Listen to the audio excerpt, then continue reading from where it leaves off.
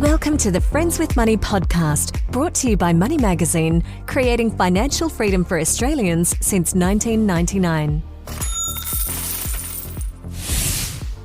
Hello and welcome to another episode of the Friends with Money podcast. My name is Tom Watson, and aside from lending my voice to this wonderful podcast, I'm also a senior journalist here at Money Magazine. Believe it or not, we are at the start of a new financial year, so we thought it'd be a good idea to run through some of the changes that kicked in on July 1, specifically those that relate to superannuation, because there are actually quite a few of them. And I know that I need a bit of reminding myself, that's for sure. So to bring us up to speed, I'm pleased to say that we're joined today by freelance journalist and commentator Andrew Main. Andrew, it's a pleasure to have you on the pod. Hello, Tom. How are you doing? Very well. A little bit chilly, but making do. Piling on the jumpers here in chilly Canberra. So that's my life now. As I said, there seem to have been quite a few tweaks in the super world, which kicked in on July 1. But what was the major one to come in, Andrew? Oh, most particularly the lift in the superannuation guarantee. That, for the benefit of people who are wage toilers, that means your employer is going to kick in more. Basically the employer's contribution goes up from 10% of your pay, I'll call it, to 10.5%, and we're on the way, theoretically at least, to 12% in 2025. Now, there's been a bit of moaning at the bar among various people in the Liberal Party, remember them, who recently had a slight electoral mishap. They've been talking about how they don't like, they basically don't like superannuation. And of course, if the employers have to put more money into superannuation, then they're going to grumble. But I think in general terms, it's a positive development. I can't help thinking back to Paul Keating in 1992, who basically harnessed, I think it was a 3% increase across the market in what wage earners were being paid, and rather than being paid more, it went into superannuation, and that's been building up and up and up. I would say that it's you never quite know when it's going to be enough, but clearly 10.5 is better than 10%. The difficulty we've got, I can blag on about this for hours, is it takes a while for the system to be fully mature, because most of the people who are retiring now, and I'm sort of semi-retired myself, most of the people who are retiring now have built up some super, but they built up most of it back in the day when the contributions were not particularly big. So it's going to take a while, but I think personally, I think it's a very good idea.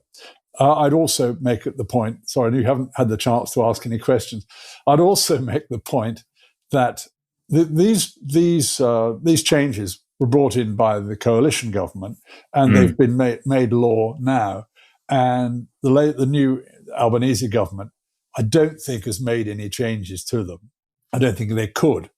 But essentially, all of the changes are designed to make life easier for people saving for their retirement. Well, on that point, obviously the change to the guarantee rate, that's going to impact the vast majority of workers, but it'll also impact some part-time and casual workers who are actually going to start receiving super for the very first time from July 1, from now. Yes. So what happened there, Andrew? Well, essentially there was a thing called the $450 threshold, which was basically anybody who earned less than that per month before tax basically didn't supposedly have to put aside any money for superannuation. And, as we sit here, I've built up a reasonable, cushion of superannuation. I think it's unfortunate to realize that we had a system that anybody who was down the bottom of the pile didn't actually qualify. And it's not an easy thing, because the damn problem with superannuation, as so many young people know, is they can't touch it till they're 60. And it's all seems a bit nebulous. They're all sitting there going, "Oh, why should I worry?" Most particularly, of course, they're worried about getting a deposit together to buy a house, and that's another topic that we can play around with. The $450 threshold's been abolished. That now this measure will affect 3% of the workforce, which doesn't sound like a lot. But wait for this: 2/3 of the recipients of this new sort of largesse, if you can call it that, are women. And wow. That is quite an arresting observation, because there's so many women in part-time work because, of course, they're looking after small children or elderly relatives, or all sorts of things.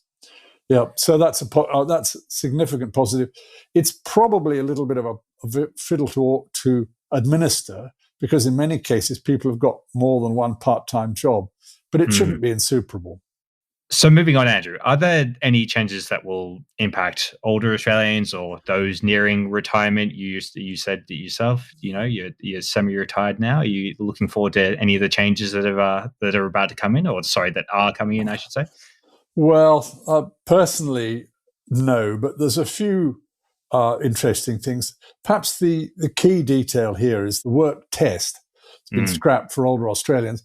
Look, and these are retirees between 67 and 74, of whom I am sort of one because I'm 68.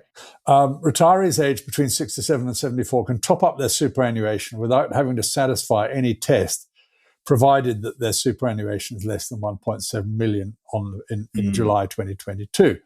Now, what this was a rather, how do I put this?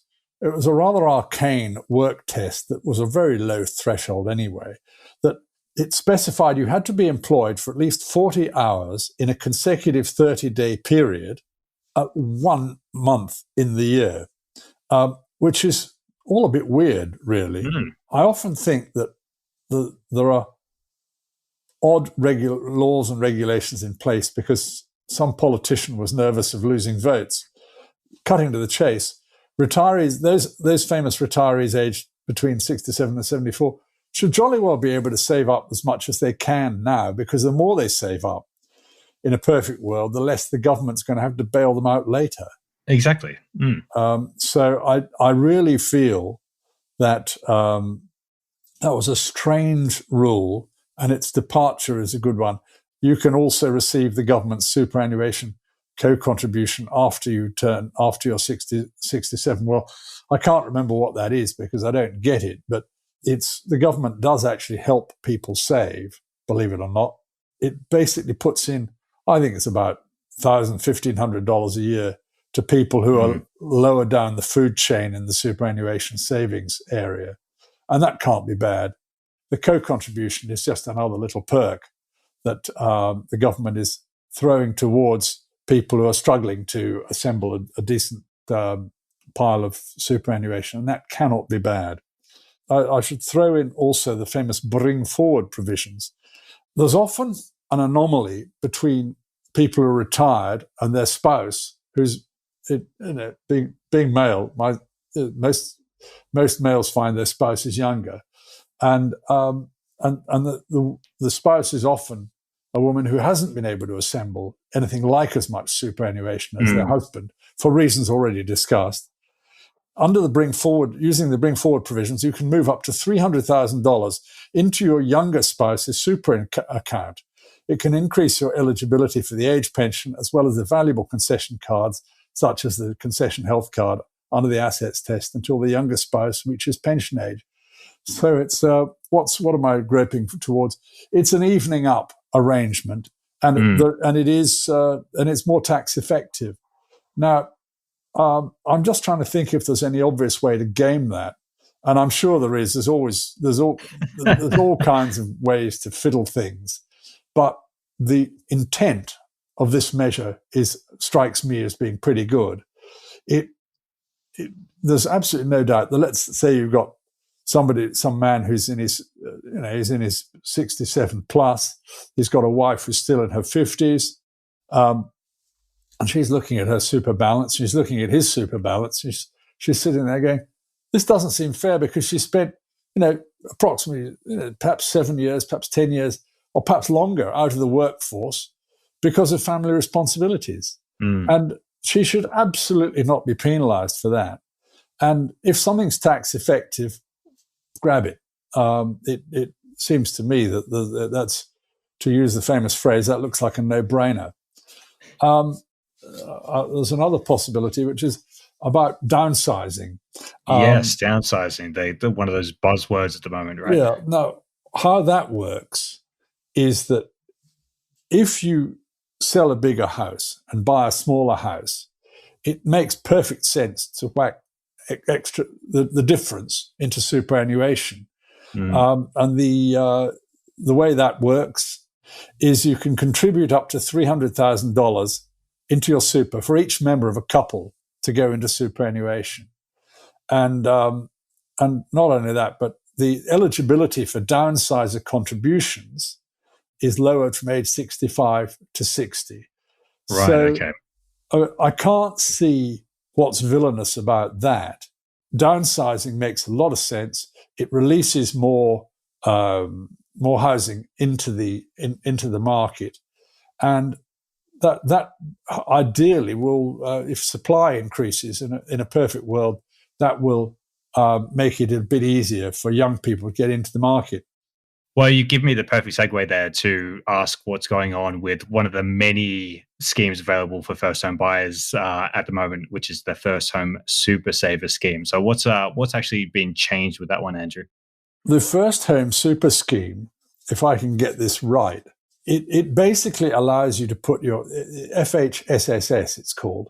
It allows you to get access to $50,000 that you've made in total voluntary contributions, which was up. This system exists already. It's up from $30,000 in voluntary contributions last financial year. Now, this essentially is designed to help young people get into the housing market. And there's clearly a balancing act here, because one of the historical virtues of the superannuation scheme is if you get into it early, you can enjoy the miracle of compound interest. If you get into it early and you start saving, then, I mean, I can't give you exact numbers, but compound interest is just sensational. It means that for every dollar you put in when you're younger, you get much more bang for your buck in terms of your eventual superannuation payout. Or account, should I say, than if you put the dollar in later. So I'm a skeptic here. I'll be frank with you. I'm nervous of people diving into their superannuation, whether it's for $30,000 or whether it's for $50,000 to get into the housing market. But the real underlying concern I've got is that if lots of people are exploiting this particular rule, they've got $50,000, in they go, that they're all going to be diving into the housing market at approximately the same time. And the risk that they're running is pushing prices up. This has always been a concern about first home buyer grants, that the moment a state would put in, let's say, $7,000 by way of a first home buyer grant, the next thing you knew was that the average price of starter homes had gone up by or small apartments, whatever, had gone up by $7,000. It's just something that causes me some slight concern. Now, there's a caveat built into this, by the way, that you can't dive into the money that your employers put in. You can only dive into contributions that you personally have put in on top of what the employers put in. Right, so voluntary contributions. Yeah, that makes a bit of sense. Now, you can turn around and say, well, the voluntary contributions are a forced savings scheme, and that is defensible.